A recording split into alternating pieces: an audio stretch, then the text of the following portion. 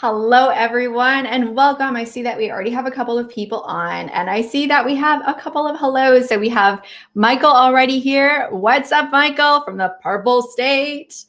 We have Suleimani. Hello. So nice to see you. I am so excited to hang out with you guys today, but mostly I am excited for my incredible guest, my friend from, if you guys are joining on YouTube, from Mac TV. I'm not going to mince words, but just in case, I'm going to give her like a light intro in case you haven't met her yet. So my friend Mac is a leadership coach who helps first-time managers.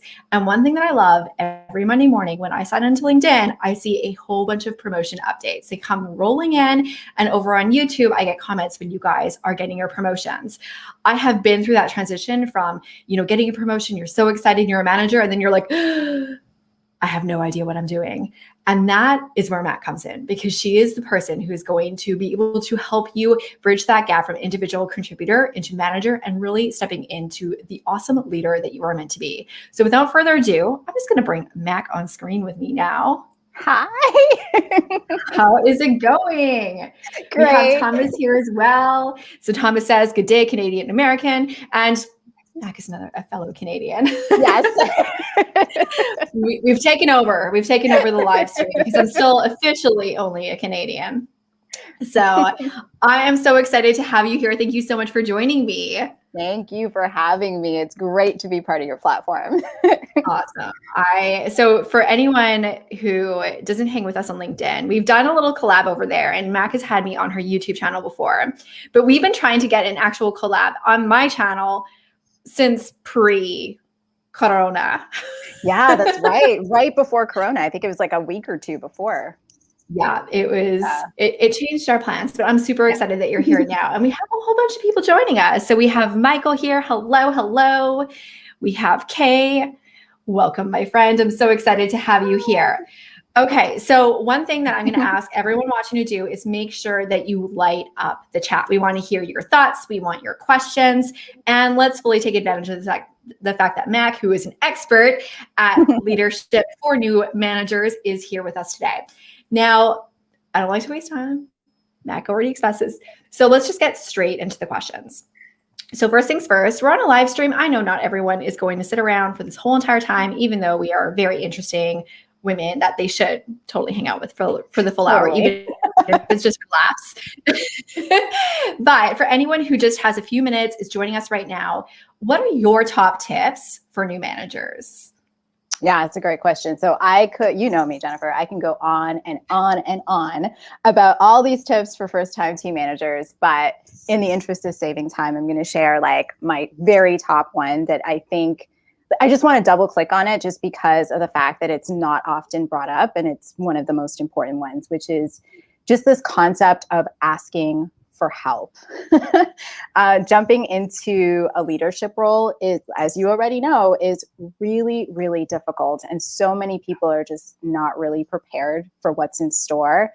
And what makes it worse is when you know you need help and you're too afraid to ask for it. And so the biggest piece of advice that I would give anyone jumping into a leadership role is to ask for what you need, for the resources and the tools and the training that you need so that you can perform really well. And I'm not just like saying that as an observer or as a coach. I'm saying that from experience. Like, I don't know about you, Jen, but for me, when I jumped into my role, I felt a lot of pressure to perform. And it made it worse that I was like silently trying to figure it out on my own, trying to struggle my way through and reacting to everything that was like hitting my Let me just Google this. Yeah, this is what YouTube is for. It doesn't work. It absolutely doesn't work. And so that's why I like to say to people, like, you have to get comfortable asking for the assistance that you need, whether that be from your direct manager or, asking for a mentor or a coach or training, whatever the case might be. Ask for it. And then you also have to be like an advocate for getting that help, because there are companies that won't look at you and say like, oh, this person needs help, and your direct manager might not be proactive in giving you the help. So you have to be, an advocate for yourself and say, hey, I'm in this situation with skills I don't really have. So I better get the assistance I need. So yeah, that's like my top thing that I just really need to share. Well, and all of us when we start, like you are generally being promoted because you're really great at your job, but you've probably never directly managed people before, hence the whole new manager thing, right? And if you were in a brand new job, you would have training, you would have support, but a new manager, it's just so many companies are just like, okay, you're a manager now. Figure it out. Figure it out. Exactly. Well, what I often say to people is like, because people will be like, Mac, I don't know why I'm feeling so stressed. I don't know why I'm feeling so overwhelmed. And I'm like, sis, it's because you've been asked to do something you don't know anything about. It's like a family doctor. Exactly. I always say it's like a family doctor being asked to perform like, I don't know, heart surgery. How well do you think they would do without some training? I mean, I probably wouldn't want them like cutting into me personally. I would not choose that. But you get what I'm saying, right? Like if you're jumping into something new, of course, you're going to need an up-leveling in your skill. So yeah. Absolutely. I'm super curious for those of you who are tuned in, like if you've already made that jump from teammate or team member into manager, has asking for help been something that you've struggled with? And maybe this is my bias as a woman, but I think that especially women, we have a hard time asking for help because we're just like, we have learned over the course of our lifetime to figure it out on our own. And we don't want to do anything that is going to make us look less capable of doing our jobs. So like we are the ninjas of Googling our way to answer and just like scrappy, but you don't have to. There is other ways to do it. And I personally think one of the greatest traits of a leader is knowing when they can spot a gap and get the right resources to fill the gap. Step one to being a good leader. Absolutely. That's going in my next download. Thank you for that.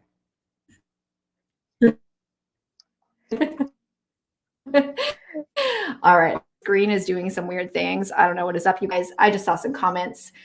And I love Thomas's point here. Remember, you came from humble beginnings as well, because I think this is another thing for new managers. Like, have you seen this with people where it's just like, you get the fancy job title and the big head, but also like it's the, and now the name of it totally escapes me, but I've done a LinkedIn post about it where like you have like this false sense of confidence because you know a little tiny bit.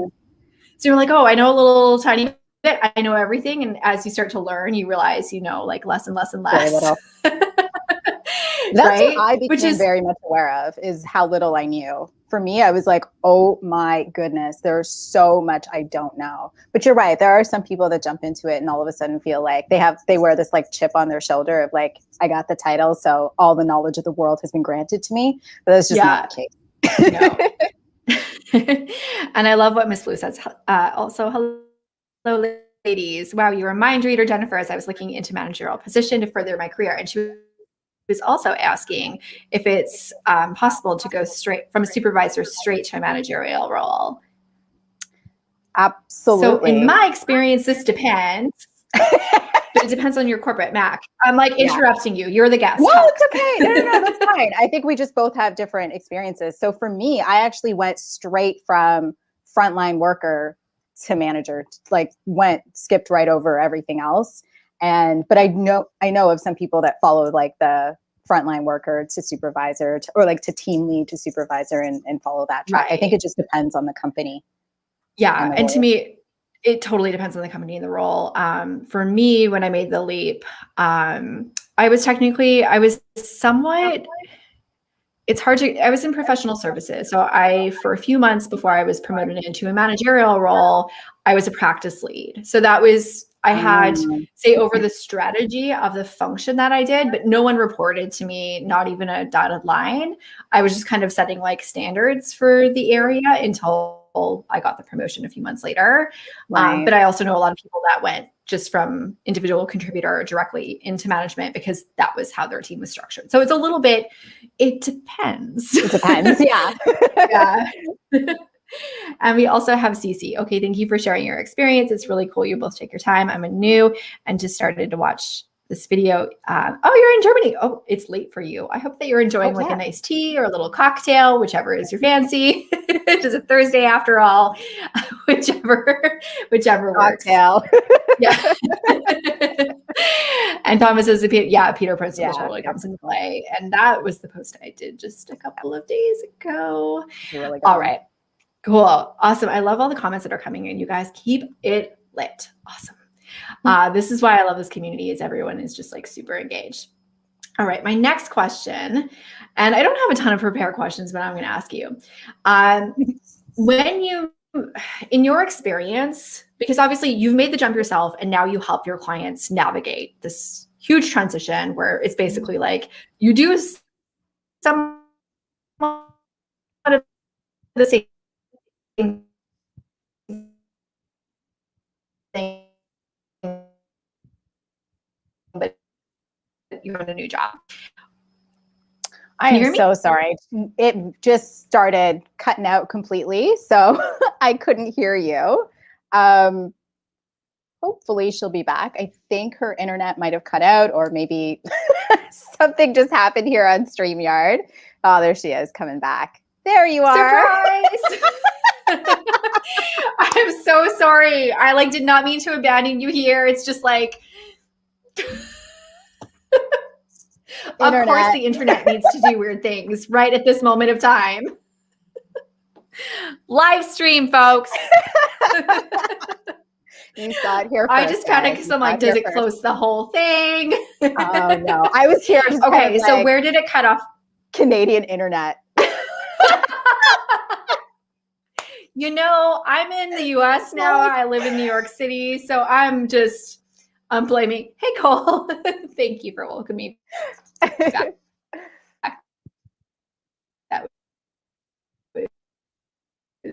All right.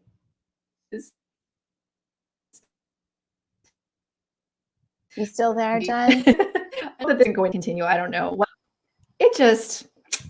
I don't know what's up. I'm sorry. Can you hear me again? Yeah, I can hear you now. Can you guys hear her? Someone, Roger sucks. Roger sucks. Okay. I'm going to. It's true. That's very Canadian. I totally had Roger's internet when I was in Vancouver. Yeah. Okay. So before my impromptu disappearance, like a magician. So I was asking, you've made this leap, you help your clients make this transition into leadership. In your experience, what is the hardest part about transitioning into that management role? That is such a great question. I think, well, obviously there are a lot of challenges just depending on the industry as well as the company culture. But probably the biggest one that kind of transcends all industries as well as company cultures is this idea of making the shift mentally from individual contributor to manager or leader. That is probably the biggest challenge that I see a lot of people go through, just here first, starting here, because obviously what you think affects your actions. And a lot of people jump into the role still thinking like the IC, so like I mentioned, the individual contributor, or the expert who is responsible for their personal performance and deliverables, rather than making that shift to being the facilitator who's responsible for a group of people and helping them achieve consistent, outstanding results, which to me is what management is really about. And so that in itself, just making that switch is the biggest challenge. And a lot of people struggle right here. And as a result, they see results that back that up. So a lot of people will they'll be like, I just don't understand why my team isn't performing at, the levels that I want. I don't understand why they're not hitting their deliverables. Right. And my question is always, okay, so what are you daily spending your time on? Because if you're not spending your time creating the systems and processes to support them so that they can reach those goals, they're not going to reach them. If you're not spending your time removing the impediments and, getting rid of a bunch of waste, they're not going to reach those goals. And so that's why making that shift specifically in your thinking is so important, so that the action steps you take are always with the intent of helping, like I said, this group of people, your team, achieve consistent and outstanding results, because that's what it's really about. I love that. And to me, that's the difference between being a great leader and being a bad manager, or being a toxic boss. Being a toxic when I think about say that. Well, I mean, I have to, because it's something that obviously on my YouTube channel, we talk about so much is workplace toxicity. And the fastest way to have a toxic work environment is to have a bad manager. Having a bad manager can spoil a job that you would otherwise love on a team that you would otherwise love working with.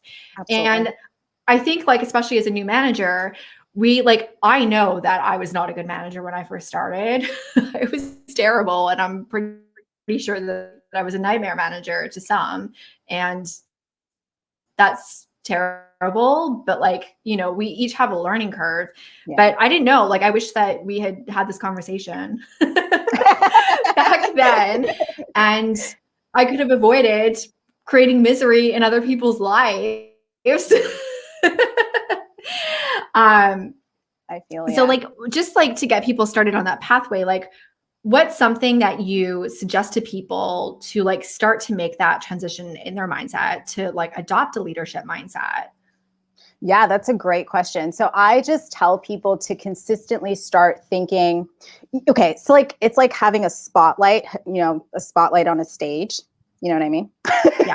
Oftentimes when I'm doing this Totally with makes clients, they're sense. looking at me like, what are you talking about? So think of a spotlight on the stage, and think of the fact that as an IC, the spotlight is constantly on you, shining down on what you're doing and your personal work. But what I'm asking you to do, or what management really requires, is you literally taking that spotlight or that flashlight and putting it on your team. And then if you do that, then everything you do becomes just looking at them from that lens of okay, how can I help these people be that much more successful? So the spotlight is always on them. That's not to say that you're not taking care of yourself. That's not what I mean. I just mean that, the spotlight is on them in terms of helping them achieve the results that the entire team needs. That's the first thing I tell people to do. Yeah, because I mean, the real key to being successful as a leader is make your people look good, because it makes it makes you look good. I think some people have missed the memo on that one. So now's your opportunity to pick it up. I was joking with someone perhaps we should fax them. They would get the message that way. I don't even know how to use a fax machine anymore. I don't know how to use my Got a couple of comments I just want to put a spotlight on. So from Grow Up, hello, nice to see you. Thanks for hanging out with us. Completely agree about the mindset shift as your job is now supporting people to be successful. 100%.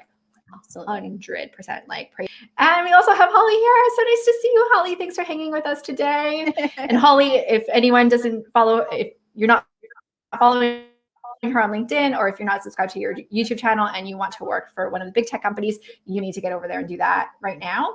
And Thomas says, good people leave bad managers. Totally, absolutely, totally true. And I want to ask for feedback from your direct reports. Yeah. This is a scary thing. Mac, I'd love your thoughts. No, I know. It is kind of scary for a lot of people, but it is absolutely essential. I tell my people all the time, you need to know what it's like being on the opposite end of you. Yeah. You absolutely must, so that you can make pivots wherever necessary and do better. I mean, feedback is really a gift. I don't know why we tend to think of it otherwise, but it is really a gift so that we can make the necessary changes. And so who better to ask but the people who, like I said, are directly affected by your decisions and your management style, your people. They'll be able to give you insight as to how you're truly doing and how your management style is affecting them in their day-to-day actions. Well, and having that open conversation around feedback also is something that's going to foster a culture of trust and transparency, which is the opposite of a toxic workplace for most people. Absolutely. Absolutely. I just finished reading The Infinite Game by Simon Sinek. If you haven't read it, if anyone hasn't read it, highly recommend. But there was actually one of the things that he talked about in the book in detail was about which company was it? It was one of the car companies, and the CEO came in and they were failing. It was during 2006 where in 2008 where there was bailouts and stuff like that.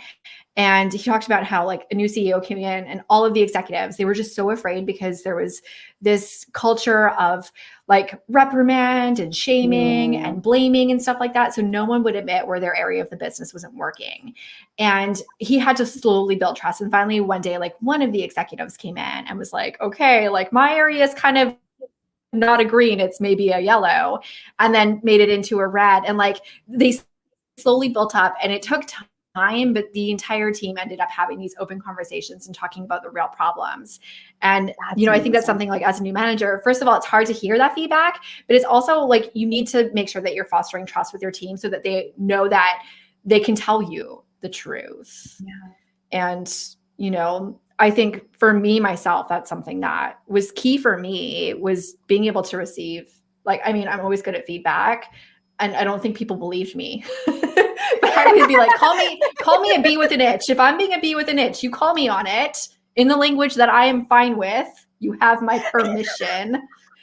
But that's how I receive it. I know not everyone is that way, and I cannot give feedback to people that way. That is how I deal well. I do not, if you say something gently to me, I do not understand it. So maybe as a new manager, but as a new manager, the more self-aware you are in terms of your communication style that you're going to have with them, so you can expectation set and how they should communicate with you. If you can give people parameters, you're staging everyone for more success, in my opinion. Absolutely.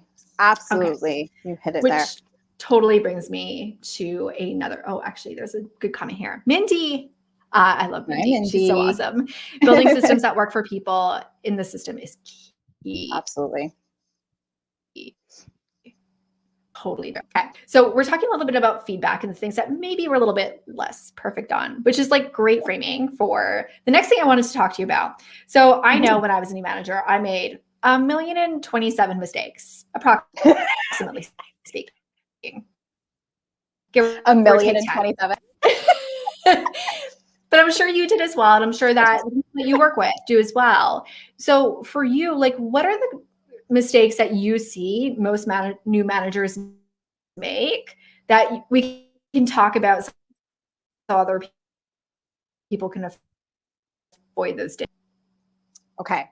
So I think you asked, because it was breaking up a little bit. So I think you were asking, what are the mistakes that new managers make? Is that what you asked? I'm sorry. I don't want to answer like the wrong question. I think that's what I heard. Give me a yes if that's internet again. I think it's cutting out. Sorry. That's okay.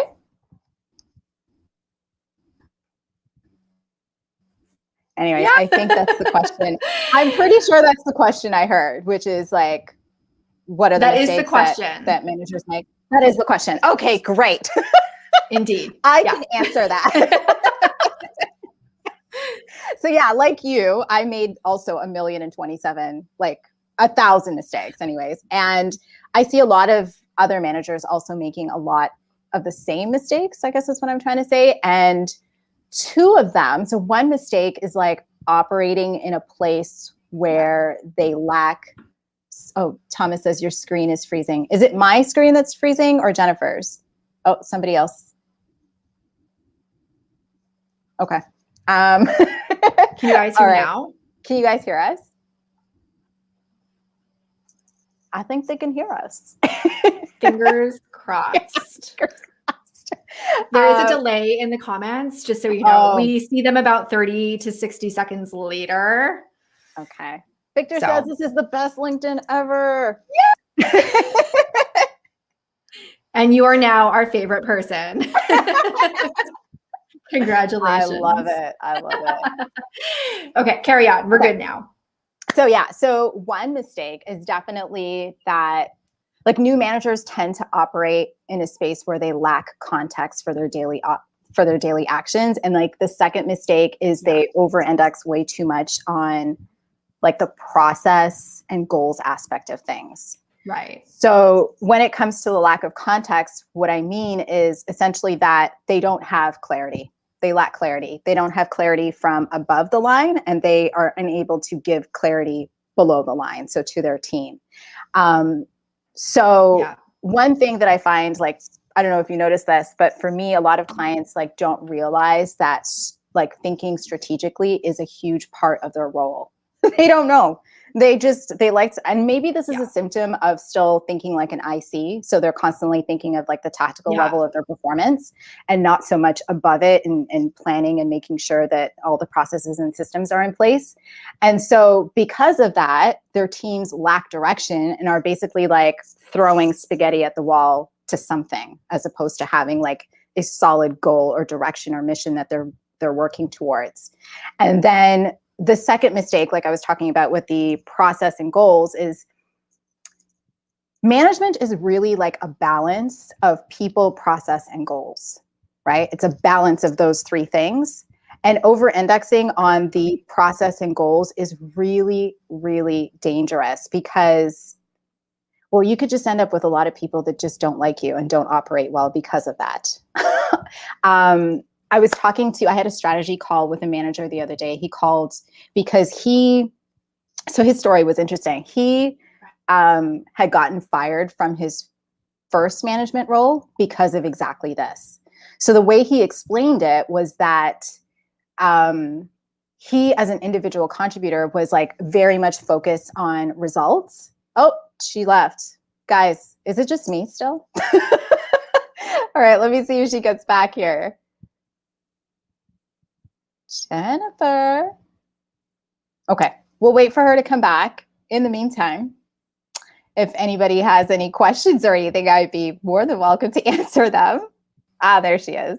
Oh my gosh. There you are. My internet, I don't know what is up. I'm so sorry. So I missed your answer, but I'm sure if you stopped, carry on. I'm going to like text my husband and be like, help. Help now. What was I saying? Oh, I was talking about the example of the manager that I was just speaking with. So his story is kind of interesting because he had gotten fired, or I don't want to say fired, but he did. He got fired from his first role as a management position. And the reason he came to me was because he didn't want to repeat the same mistakes. But what he said was that in his first management role, he had taken his IC habits into the role with him. So he was like driving results, driving performance, and not at all like focusing on the people aspect of things. And so when the end of year employee engagement survey came back, it found that like all his people were like, hate working with him, and people quit. And it was just like a disaster. Yeah. And so I told him, I was like, listen, like you are not the only person that has made this mistake. Like, first of all, forgive yourself, relax. The fact that you're even coming to me right now, knowing that you need help, is great. But it does highlight a problem, which is that a lot of managers do like index way too much on the process and goals and not enough on the people. And the truth is management is about people. And I am going to say something that might sound a little bit provocative in nature, but I'm just going to throw it out there because I 100% believe it. Plus you, Jennifer, I know you're the provocateur, so I know you'll understand. You love throwing out statements that are like, so my statement is going to be this. If you do not like people, or if you are not at least willing to work on your people skills, don't get into a management role. Like, we have enough issues in life and we have enough issues in the workplace. The last thing we need is someone who is just like trying to get an increase in pay and not really care about the people, because that's what it's about, right? So yeah, I just think that you really have to have like a balance in all three, maybe even more so on the people development aspect, because it's the people that drives the process and the goals. Like, if you want those results, you got to, start with the people first. So that's it. That's my soapbox about. You got an amen here. Oh, I did? Yes. I totally agree. No, and you actually got two at least, and maybe more will roll in. Who knows? If you guys agree, if you're watching live or on the replay, like drop in if you agree with that or not. I totally agree with it, because so much of leadership is people leadership. And it's not necessary. I think the thing that's interesting, and I'll share my story. I didn't want to be a people manager. It was necessary. And so I was just like, well, I don't really care. So, luckily I had a good manager. and he encouraged me and he mentored me and gave me guidance where I didn't have leadership training.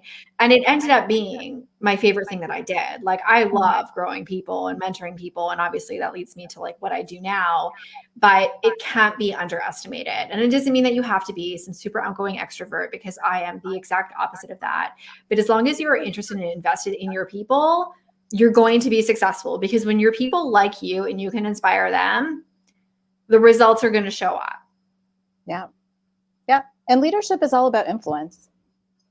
100%. And forgive me if I'm wrong, but I mean, management isn't about influencing things. It's about influencing people to reach results. So yes, you have to like people. Someone make that into like a fancy text graphic, please. Tag Mac in it. It will be appreciated. It's so true though. It's so true. And like, for all of the tactics and things, like, I don't know. I think maybe I'm like biased, because I just think there's like a lot of companies don't equip managers. So like, I love that the person that you were speaking with not only got those results, but that he accepted them. He was accountable to them, even though, you know, kind of kudos to his company for caring, because a lot of companies don't, honestly. But that he wasn't just like, okay, well, I'm not good at this, I'm not going to do it. But he's like, no, I want to be better, and I'm going to do the things. And, you know, I think that shows like way more potential than just putting up good results on the board. I think anyone can put up good results on the board as an authoritarian. Well, and like to do it when. And it's got a limited shelf life. Like, let's be honest. Those good results on the board are going to start dying down real quick as people are like walking out the door or undermining you or working their own agendas, because they just can't, they're suffocated by you and your leadership. So yeah, you can do it for a certain amount of time and lead by command and control, but it's not going to last. Or it's just going to be a revolving door of leadership. Like, it depends on which level you're able to get to, like going back to that peer principle. True. Because some people do continue rising. It depends on the organization. Unfortunately, I wanted to talk to you here. I tend to over-index on team feedback needs and get stuck focusing there. So how do we make that line up with company goals and translate back and forth? Ooh, I like that. So I just want to confirm, Mindy, that you're saying that you tend to like really focus a lot on the people aspect of things and not enough on the goals and the process. Is that what you mean? I'm pretty sure that's what she means. I think so. Right? Okay. We'll start answering there. We can always hear. No, I think that's great. And I think that, first of all, ultimately, I believe that focusing on your people will actually drive the results anyway. So you're starting from a better place than the person who's starting on the other end of things. But what I would recommend is start thinking about like strategy. Like, usually people that are thinking too much about the people aspect of things haven't thought through the strategic aspect of things much. And so what I would recommend is start thinking about what your vision is for the team and your department, and how you're going to create goals and systems that support that vision and mission for the team. And then actually bring the people in through there, like have the people work on those aspects. Rather than just dealing with developmental things. That way it's like actually aligned to the company goals. Yeah, no, and I think that helps people map better. I also think like when you are a good people leader and you're developing your people, just when there's transparency between what you're trying to achieve and what the company's trying to achieve, the clearer you are on that and the more clearly you can communicate, people are going to figure it out.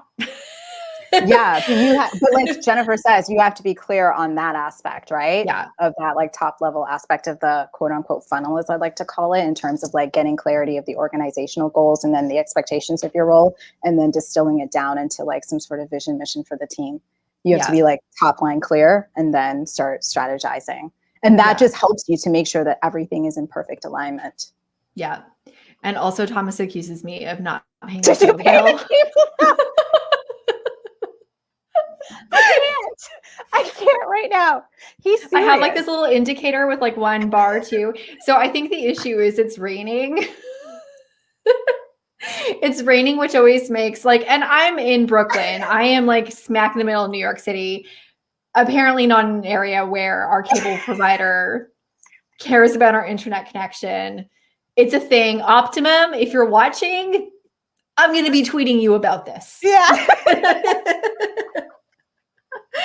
And Mindy follows up. Thank you. Great point. Otherwise, you just get stuck in a be fast of what's wrong rather than how to get to goals and make all parties happy. Yes, absolutely.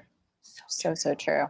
And also Carl's here. Great discussion, great women. If I can speak or read, thank goodness I passed that language test yesterday. So nice to see you here, Carl. And we also have Power Moves joining us, been listening and doing chores. Awesome. And I see that you were late. We'll forgive you this time. It's fine. There's going to be a replay. So if you want to catch up on the first half, it's going to be on LinkedIn and on YouTube. So you'll be able to find it there. And it's also storming in New Jersey. Carl, the struggle is real. I'm so glad that you're watching my live stream today instead of having your own and dealing with the struggles. I have abandoned Mac here multiple times now. And she's not a live streamer like me. So it's a good thing she's awesome to fill in the holes. Like, that's all I'm going to say.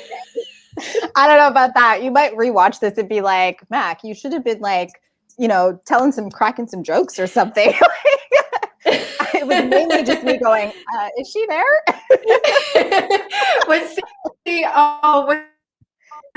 I'm thinking of, on Wayne's World? Yes. Have you watched Wayne's World? Okay, so when like Wayne gets fired right as they're about to go on air and Garth is just there like,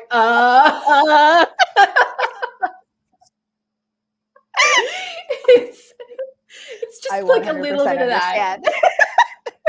I need to watch that movie now.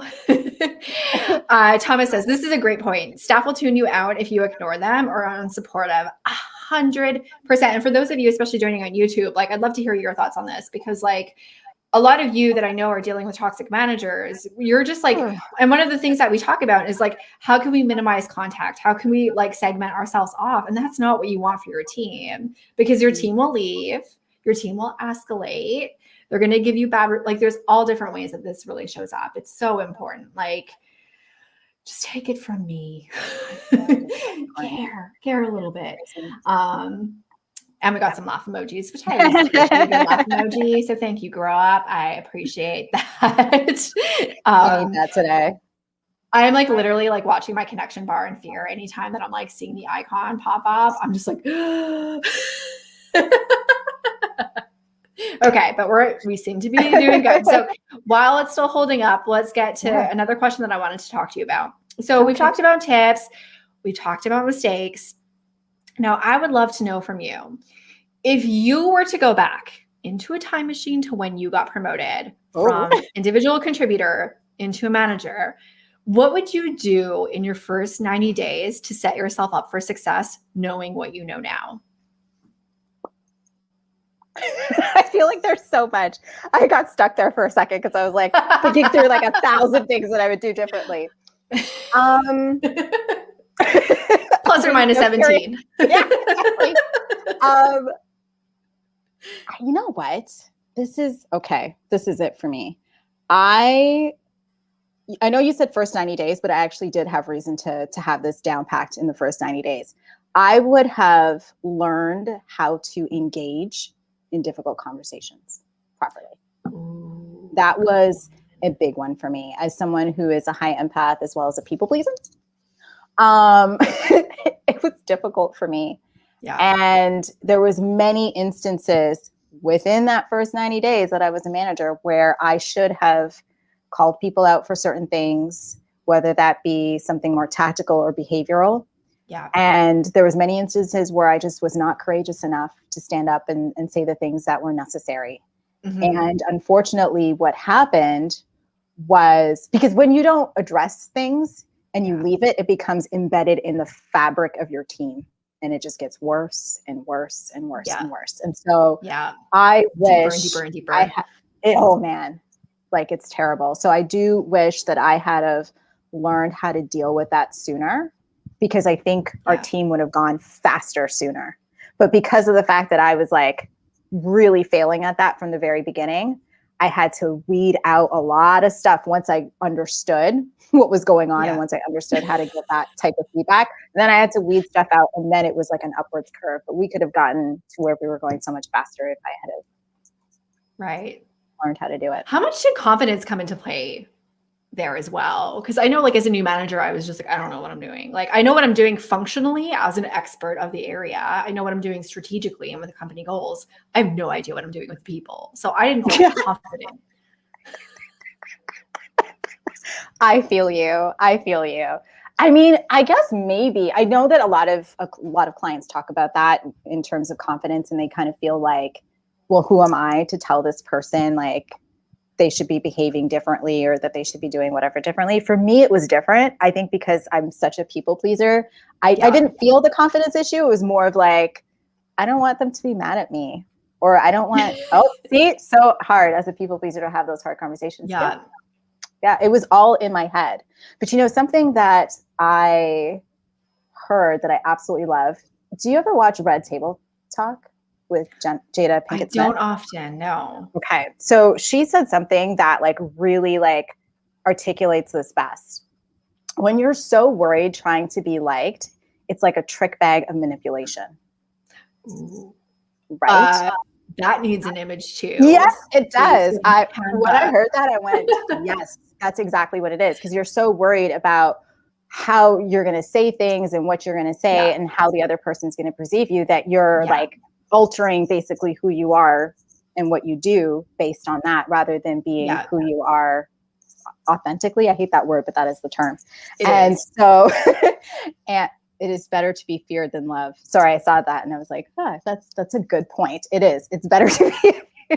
Well, I don't necessarily think that you want to be feared, but I do understand the concept of like, it's better to say what needs to be said than to pretend something else is the case. You know what I mean? Like, I think that's what you're trying to say.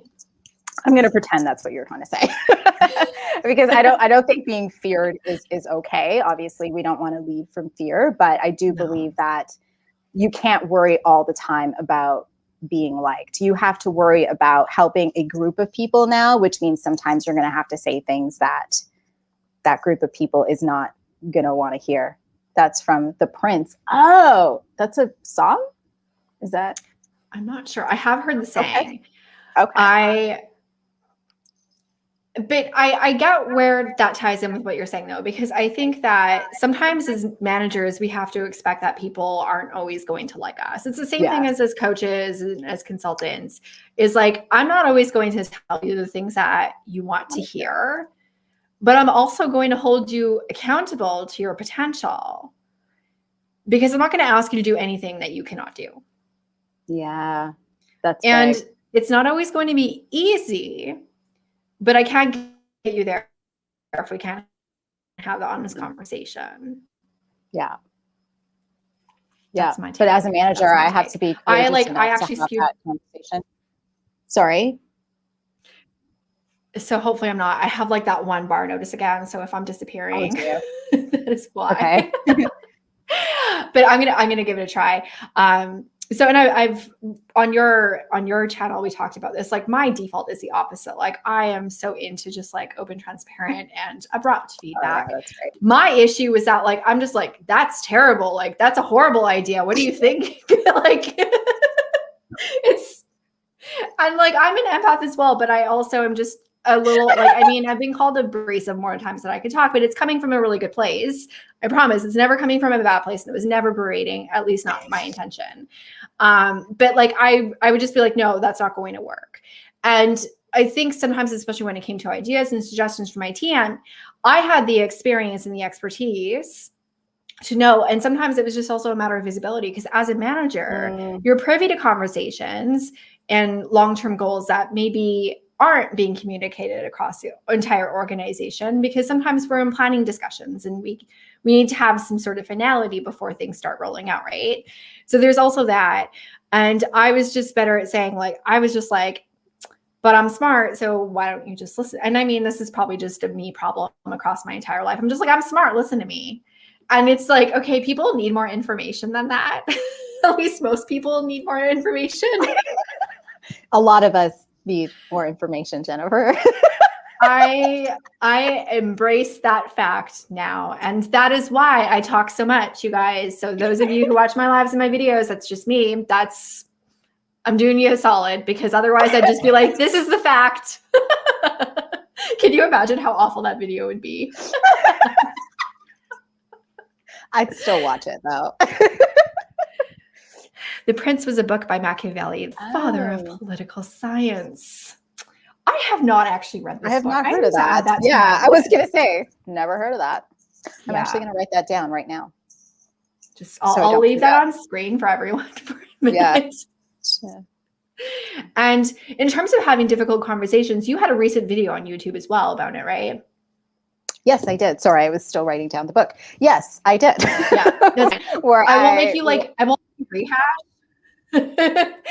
But just for anyone who's especially over on YouTube, or if you want to jump there after, and I'll also make sure that it's linked. If you're in YouTube, I've linked several of Mac's videos in the description that dive deeper into some of the things that I knew I was going to ask her about.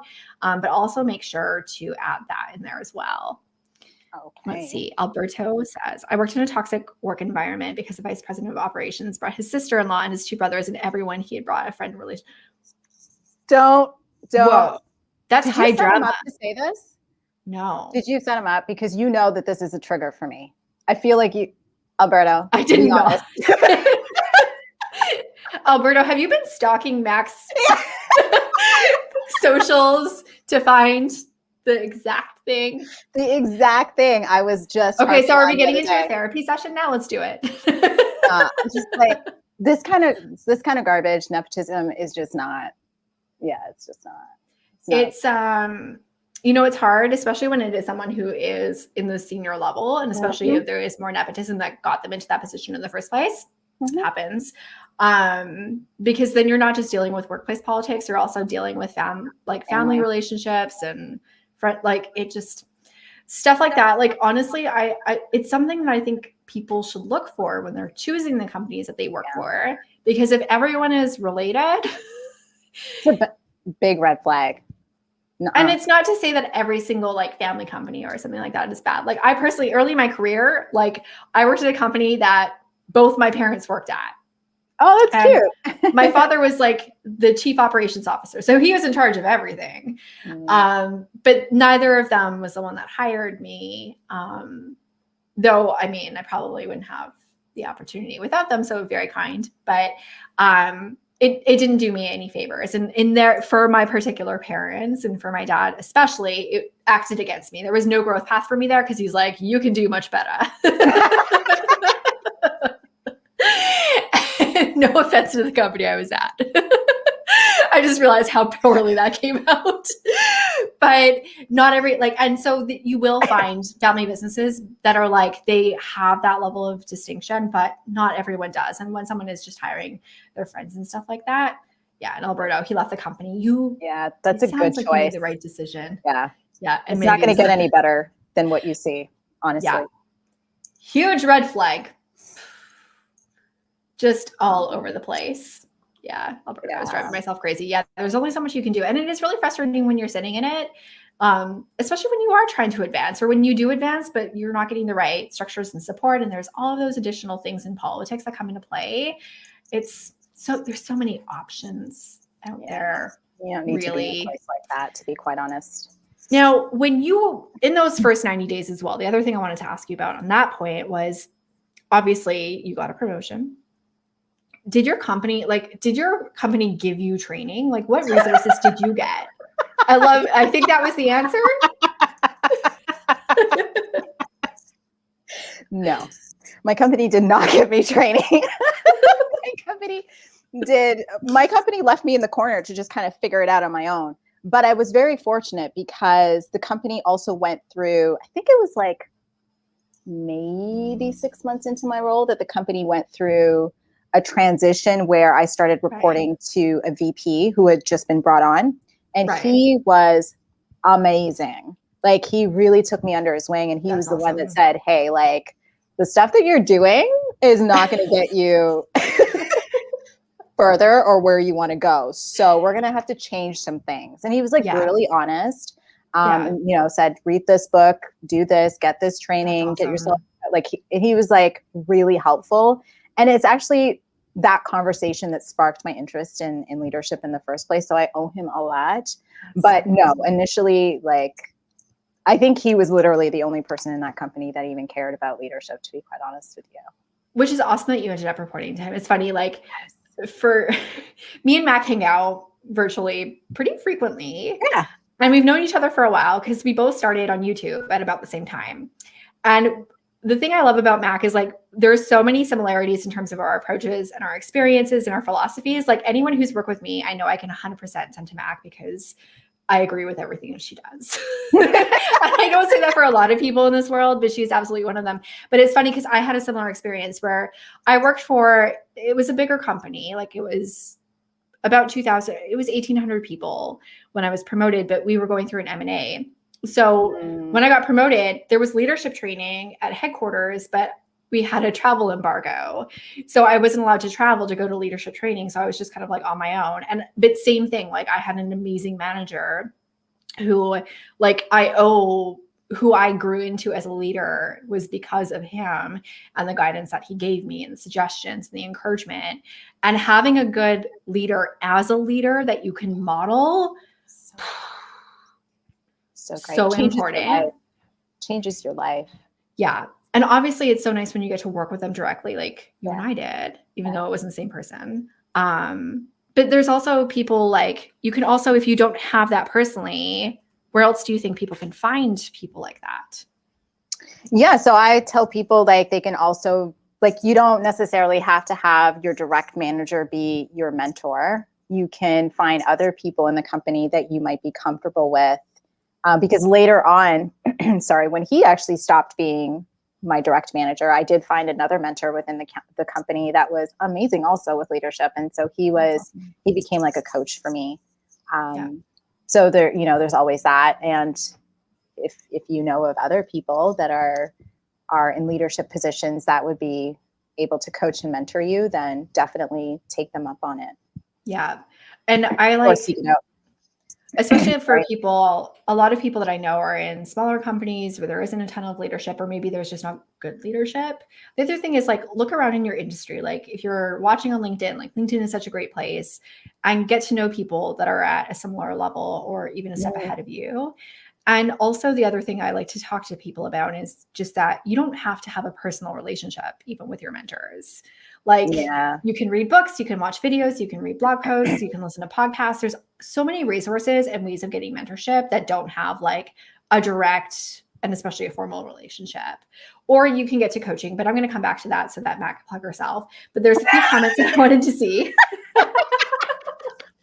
First of all, I love just throwing back to the nepotism. The only way I could have been promoted was had I married. I mean, double bonus, spouse and a promotion. Is it though? We don't know. We don't know. Point taken. Minty had another good one. Being promoted from a high-performing IC to a manager with no training is a disservice to folks and usually ends in your not being set up to win. I have something to say on that. Did you know, I think you were shocked by this, but did you guys know that 60% of new managers fail within their first 2 years? I was shocked by this. I did not know it was that high. And this is exactly why. This is exactly why, because they're not set up for success. Some of us struggle through it, figure it out, and then have great mentors or people that pour into us. Yeah. But a lot of people don't have that, and then they don't take the initiative to seek out the assistance they need, and so they end up being a part of the 60%. And by the way, Gallup just released another one stating that number they suspect is going to rise because of COVID. So now we have high-performing ICs, well, because they're having to do it remotely. It's an added layer of difficulty that's being added. So yeah, this is actually a big deal. Yeah, well, and I mean, remote management is different than on-site management, which I personally, I learned that one the hard way. Yeah, it's really difficult. It's not easy. No, honestly, like me as a leader, I realized that I was much better as a virtual manager because I had a globally dispersed team. Like, we were literally scattered around the globe, and I love that environment. But having people in office was a little bit different for me because, like, it is different as a manager and as the people who report to you. But I did not know about that Gallup poll. And that's kind of, I wonder if the 60%, like, so the 40% that last, how many of them are the toxic AF managers? Exactly. They're creating like the nightmare work environments. Like, I like, maybe we need to like fund some research into that, because like I'm very curious to that number. Like, we'll do like a survey on LinkedIn or something. Mindy also has another good one. People focus on the promotion, but on the support and training it takes to go with it. Absolutely. So sad. It's just like eyes on the prize. Like, I want to get to this, but then like there's just this chasm. It's literally a chasm. And I feel like it's such a surprise when it springs up on you of like, oh, like now I'm not being paid to do what I'm really good at. I'm paid to help other people be really good at what I do in a weird way. Yeah, that's exactly it. Yeah. David has a great question. What do you suggest to avoid the Peter principle for new managers? Ooh, yeah. You want to start by explaining the Peter? That's a great question. But for people that didn't see your post, did you want to? Yeah. So the Peter principle, for anyone who isn't familiar with it, is essentially that you rise to the level of your incompetence. So most companies still promote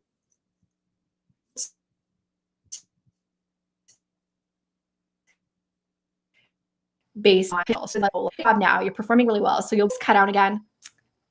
Okay. So you go to the next level. If you're good at that, you perform well, you'll send the ladder, and essentially you get to go up each rung until you're terrible at your job, in which case you stall out, or you keep on rising because they're trying to just basically promote you to get you out of the way. Yep. That's the Peter principle. I have seen that happen. To somebody where, like, but she was more pushed over to the corner as somebody that wasn't really valued. You know what I mean? Because it was obvious the company realized that she had like maxed out in her competencies. And so they were kind of just like put her to the corner, which wasn't fair. Like, honestly, you should just fire people if that's the case. Like, I don't mean to be mean, but like, it's actually kinder to let someone go where they can be better off than to stall them in a place where you're like kind of cornering them. Oh my gosh. Yeah. Like, help people fill the gap, and they'll fill the gap. Now, specifically for new managers who, so they were performing well, they got that step up. How do they avoid that from being their plateau? Yeah, that's like a great question. So I think new managers should definitely get themselves resourced. I mean, this entire discussion has been about that. Get the training, get the development, get the coaching, get the mentorship that you need so that you're constantly moving, right? You don't want to be you don't want to be in a standstill. You want to be increasing your competencies as soon as you get that. Actually, you should be doing it beforehand. I like to suggest like beforehand. I agree. You should be improving your competencies, but especially once you're tapped into leadership, you just need to constantly be moving ahead. And one of the greatest ways to do that, besides just, like I said, the training, the resources, and the mentorship, is to also ask for feedback, like we talked about earlier. Just bringing it right back. Right back. No, I totally agree. And I especially agree with what you said about getting ahead of it. This is one of the things that I work with people on, because it is a trend that we see at some of the big tech companies. And I think it's going to have a strong trickle effect. And I feel like it escapes some of the double binds, especially like for women that are watching, because often men are promoted based on their potential, whereas women are promoted based on their performance. Yeah. So the only way to get to that next level, or the best way to get to that next level, is to be performing at that level. Yeah. So you can prove out the concept, and you can start to be a leader and start to like acquire those leadership skills and the knowledge that you need before you actually get there, because you doing that actually accelerates you getting there. And I think that's true regardless of gender. So Absolutely. That's my take. That's an awesome question, David. Thank you so much for asking that one. Mindy says, my industry is prevalent. The yearly promotion is the goal, but no understanding of what it takes and needs. I have seen that a few times. It's a whole thing. Let's see. Yeah, some of my management team are older and technologically impaired. Some of them are senior leaders ceased to exist on March 20. I mean, for people that weren't technically apt, and for companies that didn't already have like a geographic dispersed infrastructure set up, it was a hard hurdle. And, and I think it's even harder to learn when you don't have people there to help you, right? And interesting. So I'm not in military. I don't have any military experience. So very interesting to say, like, happens all the time in military and government. Staff know soon enough if you're competent. Absolutely. They can see it right Boom. away. They can see it right away. That's why when managers complain about the fact that they're not getting like the respect from their team members, I'm like, well, what have you done to earn that respect? Like, are you improving your competencies? Okay, another mic drop. Because Like, no, this is something that I see a lot yeah. in leadership. And I'll use the term leadership loosely here, is that it's just because you have a title does not mean that anyone needs to respect you. No. Do not get that twisted. No. Maybe people will default to respecting you, but now you got to keep it too. So either way, respect other people, be worthy of the respect and the position and the esteem, be someone that they look up to. And you're not going to struggle with it. Well, and the thing is, like, if you don't respect yourself to do the things that you need to do to respect the role you've been given and the responsibility that you've been given, then why should your team? Yep. Boom. This is just like mic drop minute. Like, let's just call it what it is. Thanks, Thomas, for that one.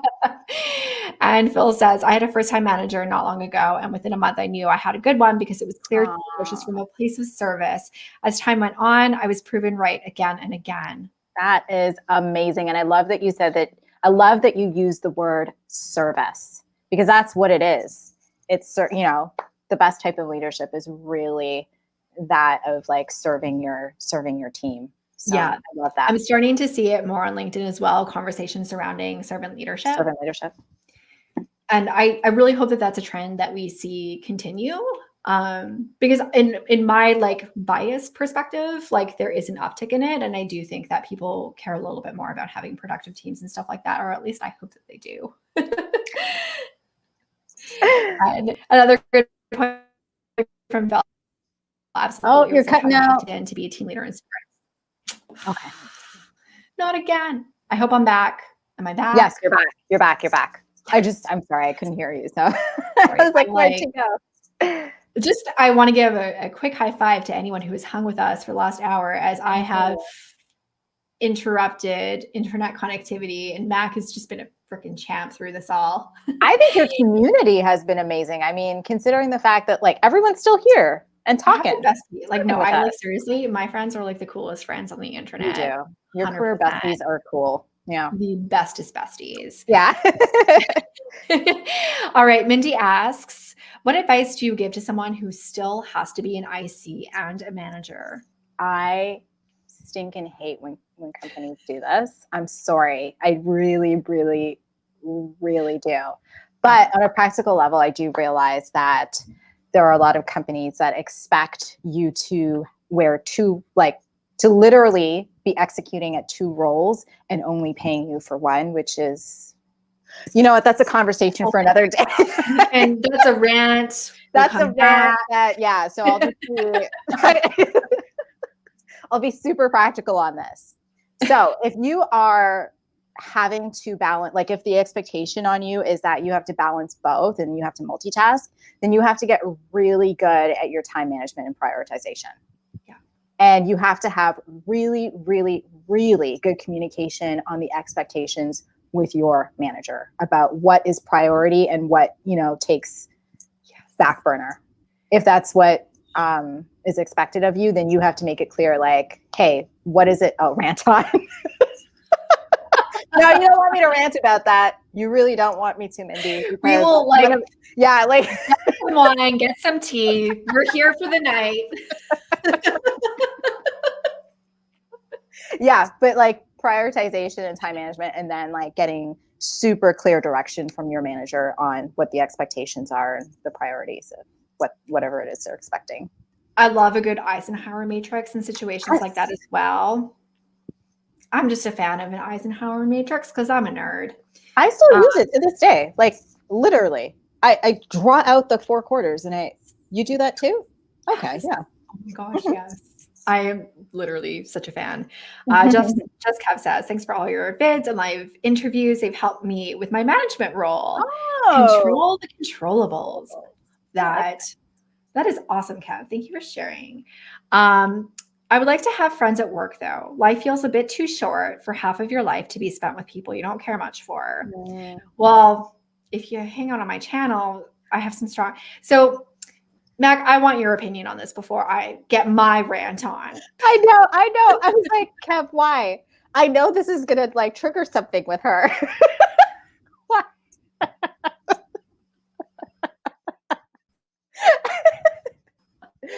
As soon as I saw that, I was like, here we go. Here we go. Okay, so let's get your thoughts. Oh no, what were you gonna say? You were gonna say something. Oh, so me? So yeah. I think because, I mean, a lot of people, like if you're watching me on YouTube, good chance that you found me through a video called Coworkers Are Not Your Friends. I am a big believer in strong work-life boundaries and maintaining professionalism. That does not mean that you are devoid of actual relationships at work. So some of my best friends are people that I have met at work. I think having positive relationships and having productive relationships is essential. I think those relationships should be warm. I don't think like it drives me a little bit crazy when I see the comments like, yeah, like I just don't talk to anyone and I tell them to like F off. Like that's not how to treat people that you work with, because then you're just going to make a miserable environment for yourself and for them, but particularly for yourself, honestly.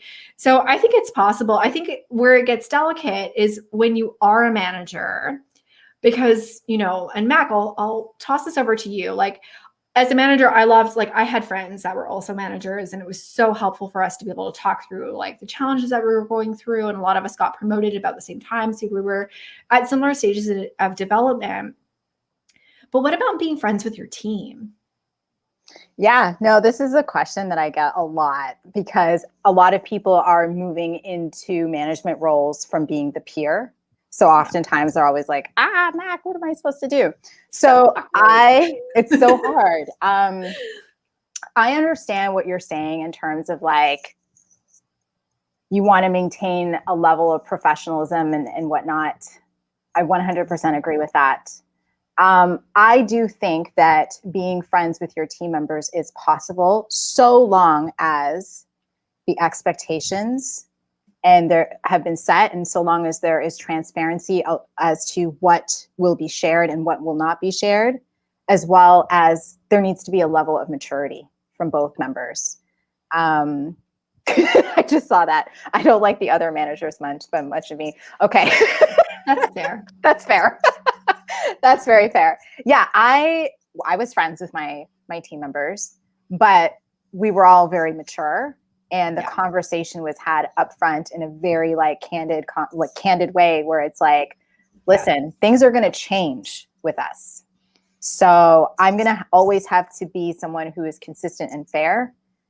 Some people have to see me that way, and so dynamics of our relationship is going to change, and so it's delicate, but it can be done, like I said, so long as there is maturity and like a good conversation that's had about it. And it's like a conversation that you most likely will have to have consistently until both of you fall into that like good habit, I guess you should say, of how honestly, I think it goes back to like the boundaries. I think when you have mutual respect and esteem for not just each other, but also for the roles that you're in, that actually fosters better relationships. That's exactly it. A ton of people that I've worked with and that I've reported to, like I'm still in touch with, like I'm still friendly with and stuff like that. Me too. But it's just, it's just the thing that gets awkward when you're friends with people who report to you is if like someone has a performance issue or if your company is going through tough times. Like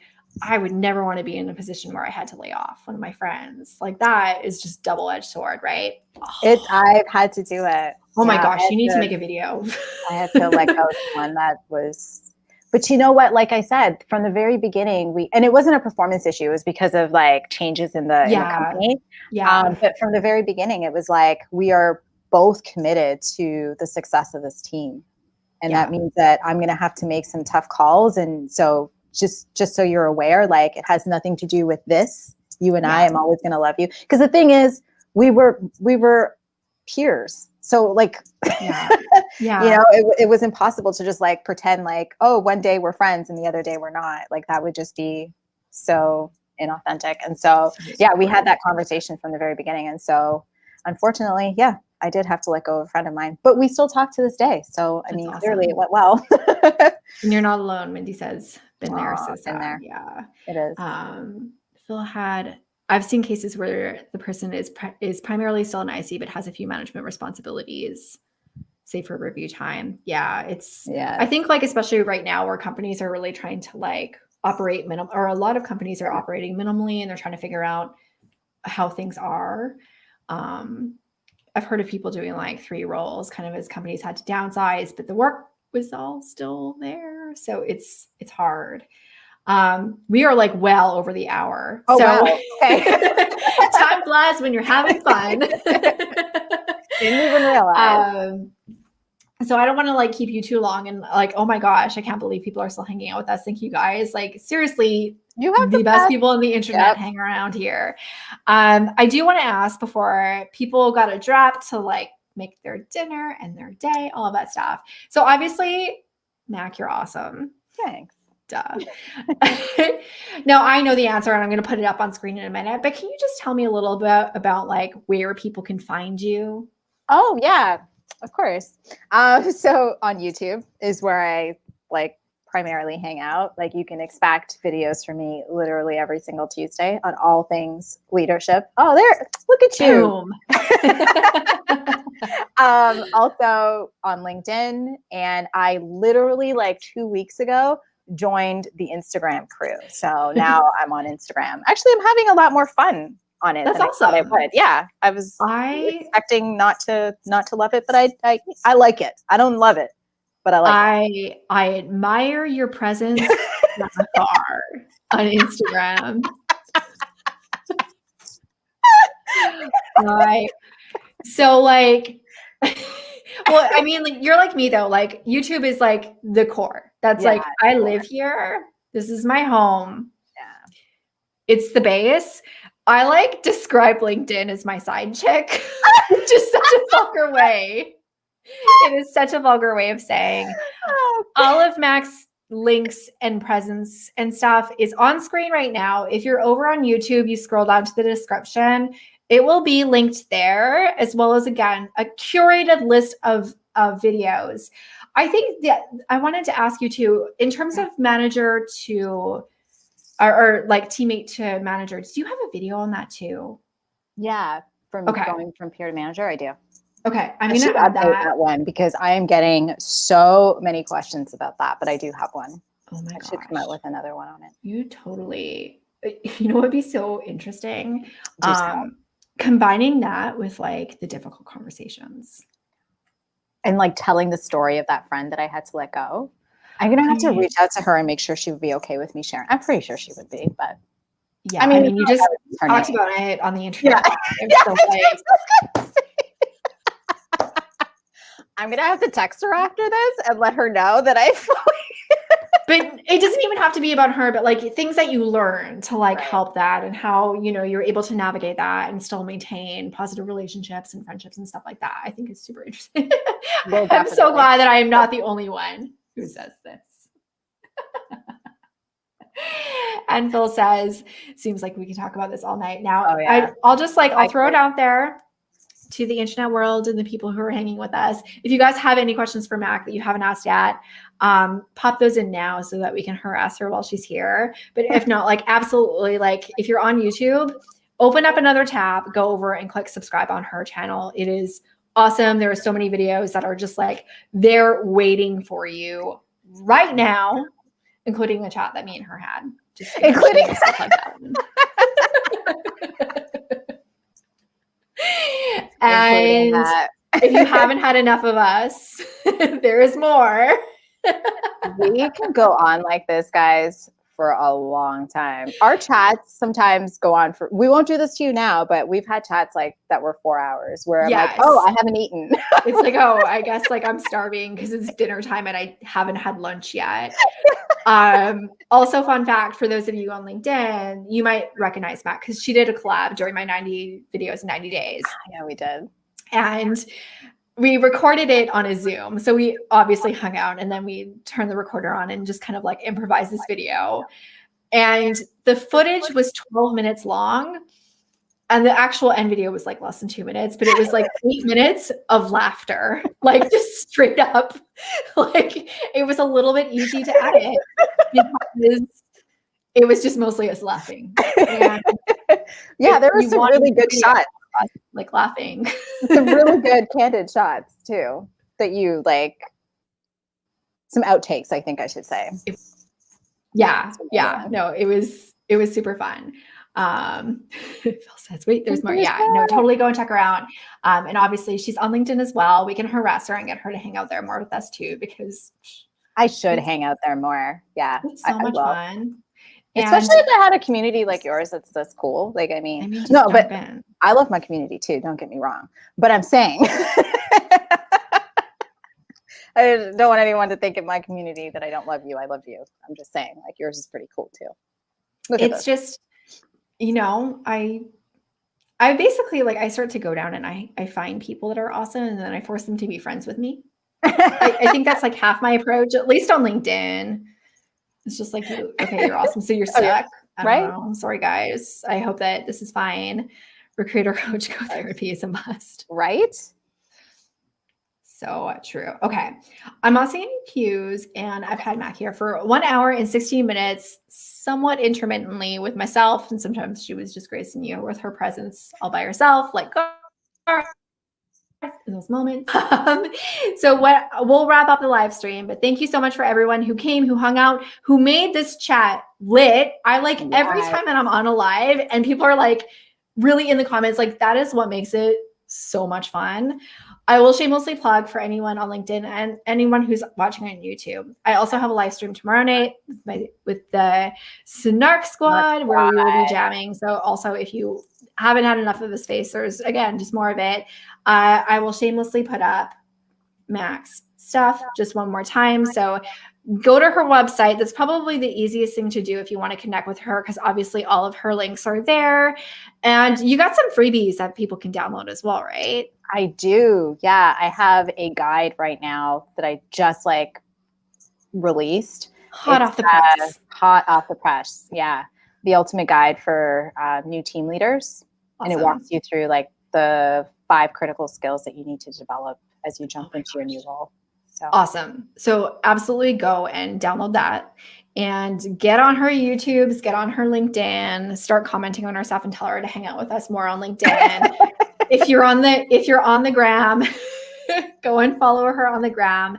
Mac, thank you so much for hanging out with me here. Friends, thank you so much for lighting up the chat. I see that there was a few more comments that came in.